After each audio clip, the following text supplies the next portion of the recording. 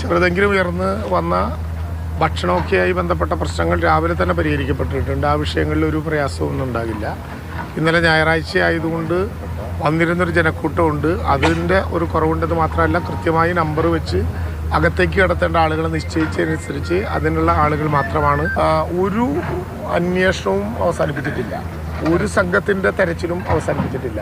കൃത്യമായ സംവിധാനങ്ങൾ കൂടിയാണ് മുന്നോട്ട് പോകുന്നത്. ഇന്ന് പുത്തുമലയിലെ തന്നെ 64 സെൻറ്ററിൽ എടുത്തിട്ടുള്ള ബറിയിങ് ഗ്രൗണ്ടിൽ 158 ബോഡി പാർട്സും 31 ഫുള്ളായിട്ടുള്ള ബോഡിയും, അങ്ങനെ 189 കുഴികൾ കൂടുതലെടുത്ത് അവിടെ ഇന്ന് 3 മണിയോടുകൂടി ചടങ്ങുകൾ ആരംഭിക്കണം എന്നാണ് കരുതുന്നത്. കണ്ണൻ നായരുണ്ട് നമുക്കിപ്പം വിവരങ്ങൾ നൽകാനായിട്ട്. കണ്ണൻ, ഇവിടെ 189 പേരുടെ മൃതശരീരമുണ്ടെന്ന് പറയുമ്പോൾ അതിൽ 158ഉം ശരീരത്തിൻ്റെ ഏതെങ്കിലും ഭാഗങ്ങൾ മാത്രമാണ്. ഏറ്റവും വേദനിപ്പിക്കുന്ന കാര്യവും അതുതന്നെയാണ്. അതായത് ഇവർ ആരാണെന്ന് ഉള്ള തിരിച്ചറിവില്ല, ഇവരൊക്കെ ആരാണെന്നുള്ള തിരിച്ചറിവില്ല. എല്ലാം ഉണ്ടായിരുന്ന ആളുകളാണ്, ഇവരാണെന്ന് നമുക്കിന്ന് അറിയില്ല. അങ്ങനെയുള്ള ആളുകൾ പലർക്കും ശരീരം മുഴുവനായി തന്നെ ഇല്ലാത്ത മനുഷ്യർ, അവരെയാണ് നമ്മൾ ഇന്ന് യാത്ര അയക്കുന്നത്. അപ്പോൾ എപ്പോഴായിരിക്കും ഇവരുടെയൊക്കെ കൂട്ടസംസ്കാരമാണ് ഏറ്റവും സങ്കടപ്പെടുത്തുന്ന ഒരു കാര്യവും. എപ്പോഴായിരിക്കും സംസ്കാരം നടക്കുക? അതിനുള്ള തുടർ നടപടികൾ എങ്ങനെയാണ്?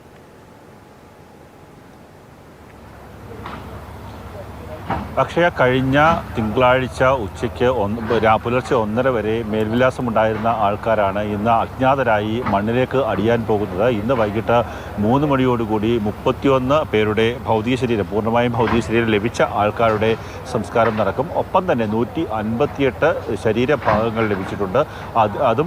അതും ഇന്ന് സംസ്കരിക്കും. അവർ അജ്ഞാതരായി തന്നെ ഈ മണ്ണിലേക്ക് മടങ്ങുകയാണ്. ഇന്നലെയാണ് സംസ്കാര ചടങ്ങുകൾ ആരംഭിച്ചത്. പുത്തുമലയിലെ ഭൂമിയിലാണ്, 64 സെൻറ്റ് ഭൂമിയിലാണ് സംസ്കാരത്തിന് വേണ്ടിയുള്ള ക്രമീകരണങ്ങൾ ഏർപ്പെടുത്തിയിട്ടുള്ളത്. ഒരു സെൻറ്റിൽ 10 പേരുടെ ഭൗതിക ശരീരം വരെ സംസ്കരിക്കാമെന്നുള്ളൊരു കണക്കാണ് സംസ്ഥാന സർക്കാരിന് മുന്നിലുള്ളത്. എന്നാൽ ആ ഒരു കണക്ക് പരിഗണിക്കാതെ 7 പേരുടെയെങ്കിലും മൃതദേഹം സംസ്കരിക്കുക എന്നുള്ള കാര്യത്തിലേക്കാണ് ഇപ്പോൾ ഉള്ളത്. ഈ സമയത്തിനുള്ളിൽ തന്നെ മുഖ്യമന്ത്രി ഒരു അവലോകന യോഗം ചേരും. തിരുവനന്തപുരത്ത് നിന്ന് ഓൺലൈനായിട്ടാണ് മുഖ്യമന്ത്രി ആ യോഗത്തിൽ പങ്കെടുക്കുന്നത്. മറ്റ് മന്ത്രിമാർ, റവന്യൂ മന്ത്രി കെ രാജൻ, അതുപോലെ തന്നെ വനം മന്ത്രി AK ശശീന്ദ്രൻ അടക്കമുള്ള ആൾക്കാർ ഓൺലൈനിലായിട്ടാണ് ഈ യോഗത്തിൽ പങ്കെടുക്കുകയും ചെയ്യുന്നത്. അങ്ങനെയുള്ള യോഗം ചേർന്ന ശേഷമായിരിക്കും സംസ്കാര ചടങ്ങുകളിലേക്ക് പോകുന്നത്. ഈ പല ആൾക്കാർ ഇന്നലെയൊക്കെ വൈകിട്ട് 8 മണിയോടുകൂടി അവസാനമായി ഒരു ആളെത്തി ഇത് തങ്ങളുടെ ബന്ധുവിൻ്റെ ഭൗതിക ശരീരമാണ് എന്ന് തിരിച്ചറിയാൻ സാധിച്ചിരുന്നു. അതിനുശേഷമാണ് ഒരു സംസ്കാരത്തിലേക്ക് 7 പേരുടെ സംസ്കാര ചടങ്ങുകളിലേക്ക് പോയത്.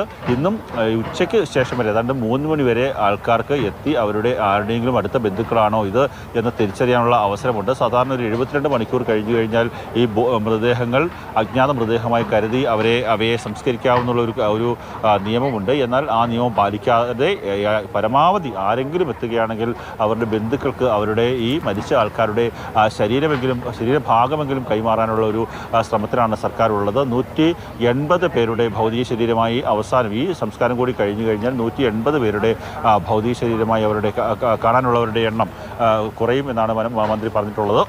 അതിൻ്റെ ഈ സംസ്കാര ചടങ്ങുകൾ വൈകിട്ട് 3 മണിയോടുകൂടി ആരംഭിക്കും. ഒപ്പം തന്നെ അനൂപ് നേരത്തെ റിപ്പോർട്ട് ചെയ്ത സംഭവവുമായി ബന്ധപ്പെട്ട് ഞാൻ വനമന്ത്രിയോട് ഇക്കാര്യത്തെക്കുറിച്ച്, നമ്മുടെ സംസ്ഥാന വനമന്ത്രി AK ശശീന്ദ്രനോട് ഇക്കാര്യത്തെക്കുറിച്ച് ചോദിച്ചു. അപ്പോൾ അദ്ദേഹം പറഞ്ഞ മറുപടി, നിലവിലെ സാഹചര്യത്തിൽ കേരളത്തിലെ രാഷ്ട്രീയ സാഹചര്യത്തെക്കുറിച്ച് കേന്ദ്രമന്ത്രിയെ പഠിപ്പിക്കാനുള്ള അവസരമല്ല എന്നുള്ള ഒറ്റ വാക്കിലുള്ള മറുപടി മാത്രമാണ് അദ്ദേഹം നൽകിയത്. മറ്റു വിഷയങ്ങളെക്കുറിച്ച് പ്രതികരിക്കുന്നില്ല എന്നും അദ്ദേഹം പറയുകയുണ്ടായി. ഇന്ന് സംസ്കാര ചടങ്ങുകൾ നടക്കുന്നു. ഞാനിപ്പോൾ ഉള്ളത് ചൂരൽമലയിലാണ്. ചൂരൽമലയിൽ വിവിധ സംഘടനകൾ നമ്മൾ ദൃശ്യങ്ങളിൽ നിന്ന് കാണുന്നത്. ഇപ്പോൾ കണ്ടു നിൽക്കുന്നത് പുത്തുമലയിലല്ലേ?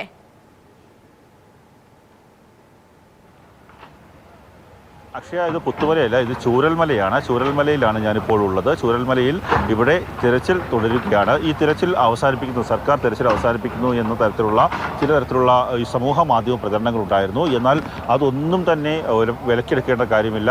ഏറ്റവും അവസാനത്തെ ആളുടെ ഭൗതിക ശരീരം അല്ലെങ്കിൽ അവസാനത്തെ ആളെയെങ്കിലും കണ്ടെത്തുന്നത് വരെ പരിശോധന തുടരും എന്ന് തന്നെയാണ് മനസ്സിലാക്കുവാൻ സാധിക്കുന്നത്. അതിനുവേണ്ടി ഡൽഹിയിൽ നിന്ന് നായ്ക്കളെ അടക്കം, വിദഗ്ധ പരിശീലനം ലഭിച്ച നായ്ക്കളെ അടക്കം ഇവിടേക്ക് എത്തിച്ചിരിക്കുന്നു. നമ്മൾ ആ ദൃശ്യങ്ങൾ നിന്ന് കാണുന്നത് വ്യോമസേനയുടെ പ്രവർത്തകർ, വ്യോമസേനയുടെ സൈനികരായിട്ടുള്ള ആൾക്കാർ അവിടെ തിരച്ചിൽ നടത്തുന്ന ദൃശ്യങ്ങളാണ്. പുത്തുമല ഇവിടെ നേരത്തെ ഒരു തേയിലത്തോട്ടമായിരുന്നു ഉണ്ടായിരുന്നത്. ആ തേയിലത്തോട്ടം എല്ലാം തന്നെ ഒലിച്ചു പോയിരിക്കുന്നു. ആ തേയിലയുടെ മൂട് മാന്തിയെടുത്ത് അവിടെയൊക്കെ ആരുടെയെങ്കിലും ശരീരഭാഗങ്ങളുണ്ടോ എന്നുള്ള മൃതശരീരമുണ്ടോ എന്നുള്ള ഒരു പരിശോധനയൊക്കെ തന്നെയാണ് ഇപ്പോൾ നടത്തിക്കൊണ്ടിരിക്കുന്നത്.